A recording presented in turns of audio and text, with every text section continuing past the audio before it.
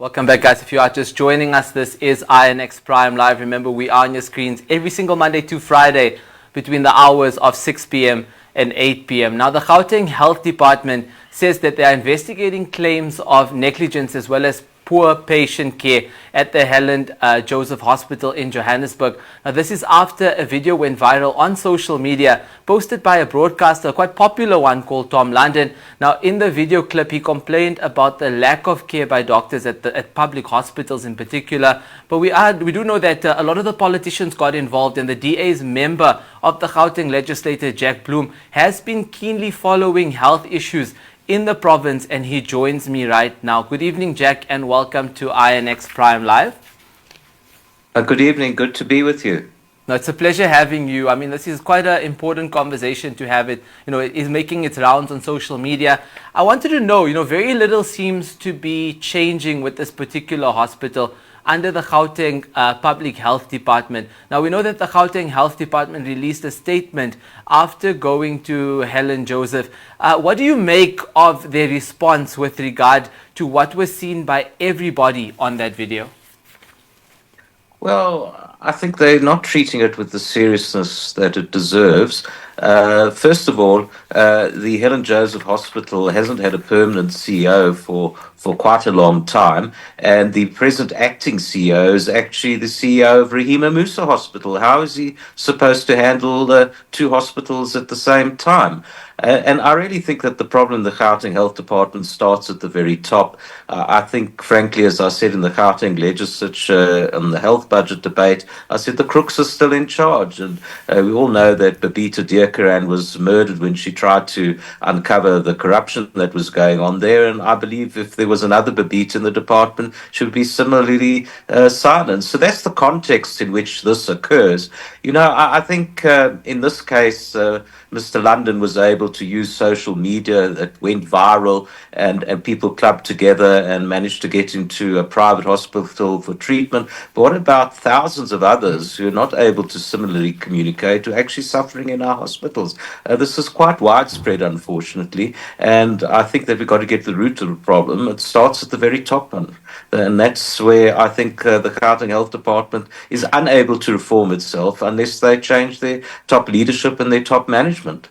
Yeah, that's very, very important to obviously look after the masses in South Africa and make sure that the general standard is of a good enough standard. I know that we looked at some of the visuals now from Mr. London. I know you visited Tom London yesterday as well. What did he say to you about the state of the ward that he was in?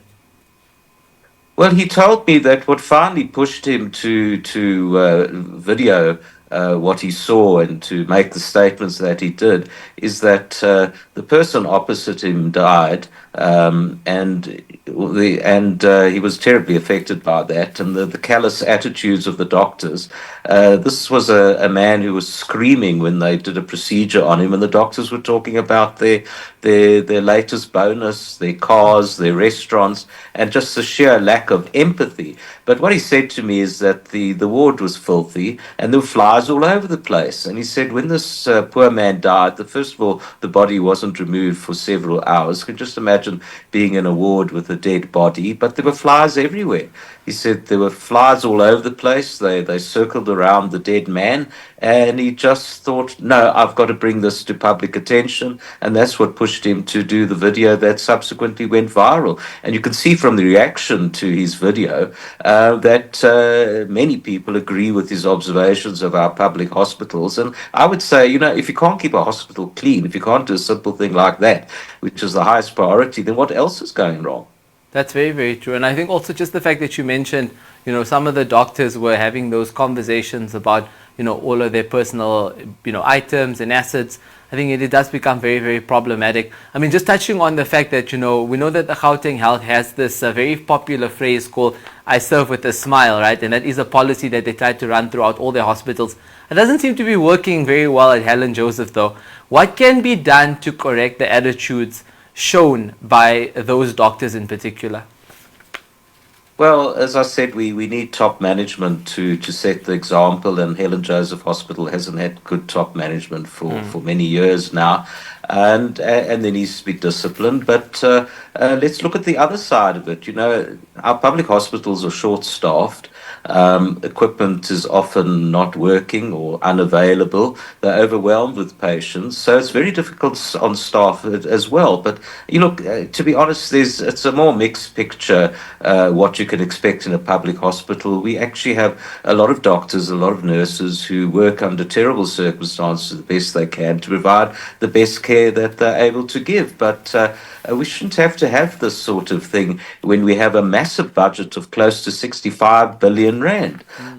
It's a very substantial budget, but a very large part of it is wasted, mismanaged, and actually stolen. The SIU has now given an estimate of how much money was wasted, mismanaged, etc., at the Tembisa Hospital over 3 years. It comes to 3 billion rand. 3 billion rand at one hospital alone. Imagine if that hospital was properly spent. Now, Tembisa Hospital, Helen Joseph Hospital, other hospitals, they're all in a crisis, and the crisis is because they're poorly managed, and the money is not effectively spent, and everybody's affected by it. Staff are under strain, and obviously patients suffer as well. And I think that what Mr. London has done us all a favour by publicising this.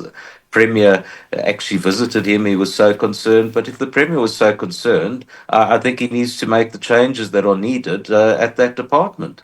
Yeah, without a doubt. And I think also just looking at like the visuals that we've been seeing over the last few years in particular, when it comes to public hospitals, we've been seeing a lot of the rot inside these provincial departments of health, and also obviously then falling onto these public hospitals within the spaces.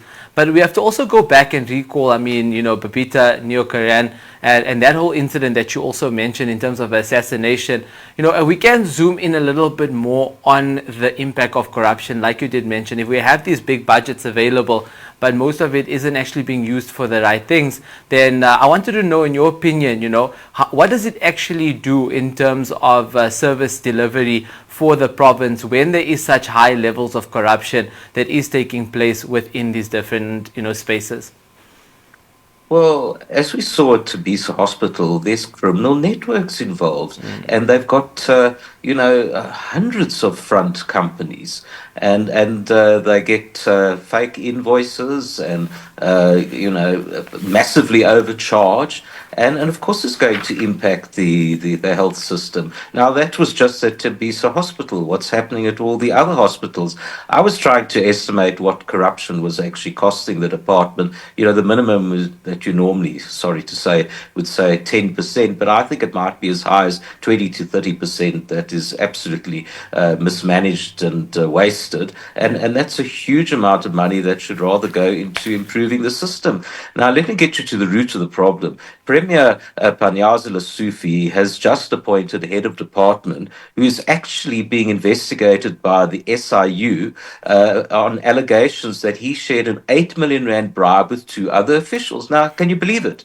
The new head of department, the man who is supposed to set the tone for the whole department, is himself being investigated by the SIU on allegations of corruption. Now, I think there were irregularities in the appointment of the new head of department, and I've referred it to the Public Service Commission, and they are investigating. But this type of thing is rife in this department.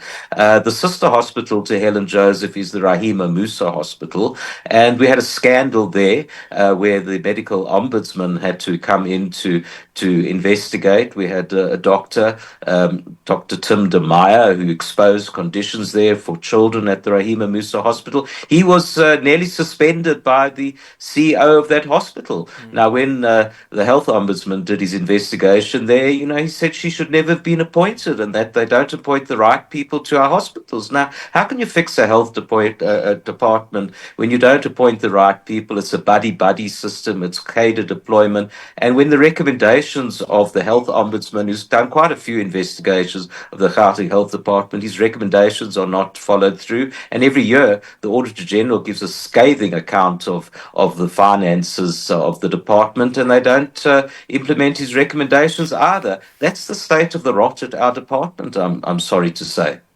Yeah, we hope for that to definitely change. I'm just looking at some of the, obviously the trending topics on social media, and a lot of it has to obviously do with the hospital itself. But we're also seeing quite a lot of tweets coming out from former patients at these different hospitals coming out and saying that, they saw this stuff happening, but they decided to keep quiet about it. And that's my next question to you. Do you think it is actually true that many of these patients were actually afraid to complain because they might have been victimized in the process? Absolutely. People feel very vulnerable in a hospital. They're sick and they think if they complain, the doctor, the nurse will do something to them, remove their drip. I mean, it's a very vulnerable state. And look, I've been dealing with hospital complaints for many years, and I know how nervous patients are. They say, "Oh, I don't want to get in trouble, and if I complain, they'll mistreat me." And it's just a problem in our public hospitals that people don't trust the complaint system. Why is it that the only way you get attention is to go on social media? There was a terrible case during COVID where a desperate man at the Tembisa Hospital, he tweeted what was happening there, and fortunately for him, the Minister of Health saw his tweet and snapped into action. Unfortunately, he actually died at the hospital, but again, there was an investigation that was very critical of that hospital. But why do people have to do viral videos or tweet or speak out in public like Dr. Tim de Meyer and get penalized for it? I think it shows you what's drastically wrong with our health system in Gauteng, that patients are afraid to bring their concerns to management attention. Yeah, and I think also it's a bigger conversation as well in terms of, will there actually be any consequences? And I wanted to actually ask you that, are you confident that there will be consequences for hospital management should a case of negligence actually be found? Because in most cases, a lot of these things just fall out after a long period or long process, and eventually nothing actually happens or results from it. Well, we have cases of disciplinary actions that people are suspended for 2 years on full pay. I mean, that's unbelievable. How can you drag on a disciplinary inquiry for that time? And we have to pay out huge amounts of money for people who are sitting at home doing nothing. So that's what happens. And we do have the SIU. They do investigations, but it just seems to be endless investigations. We never see criminal charges, and we never see it ending up in court. Let me give you an example of the Life Sedimeni tragedy. 144 mental health patients died. That was years ago. I mean, it's now going on for 8 years, and still we have yet to see criminal charges. We had a long-running inquest, and it established grounds for criminal culpability of the former health MEC and the former head of the mental health department. But where are the charges? Families don't get closure from this. We don't see justice.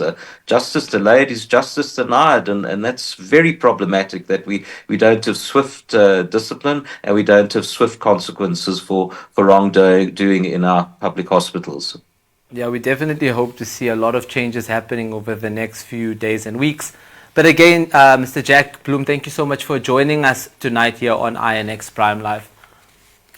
Thank you. Thank you so much, guys. That is Jack Bloem, who is actually a DA member of the Gauteng legislature, just sharing with us the current state of the public hospitals in South Africa. This comes after a lot of conversations on social media about a viral video showing the lack of service and the lack of standard in these public hospitals.